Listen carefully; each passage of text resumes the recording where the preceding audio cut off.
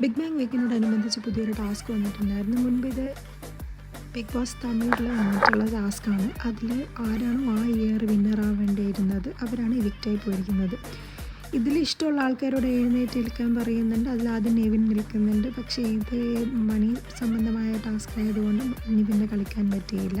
അതിനുശേഷം എഴുന്നേൽക്കുന്നത് ആദില, അക്ബർ, അനുമോളാണ്. മൂന്നുപേരും ടാസ്ക് ഗംഭീരമായിട്ട് ചെയ്തു.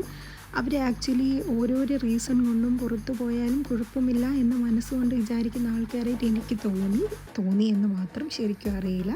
പക്ഷേ ടാസ്ക് എന്തായാലും അടിപൊളിയായിരുന്നു. നിശ്ചിത സമയത്തിനുള്ളിൽ ഹൗസിന് പുറത്ത് നിർത്തിയിരിക്കുന്ന കാറിൽ നിന്നും കാശ് ഒളിപ്പിച്ച് വെച്ചിട്ടുണ്ടായിരുന്നു.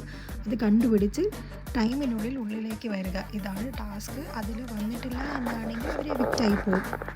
അടിപൊളിയായിട്ട് 3 പേര് ചെയ്തതെങ്കിലും അനുമോൾക്കാണ് ഏറ്റവും കൂടുതൽ കിട്ടിയത്. 20,000-ൻ്റെ 7 കെട്ടുകളാണ്. ടോട്ടൽ 1,40,000. അടിപൊളിയായി അനുമോൾ കളിച്ചു.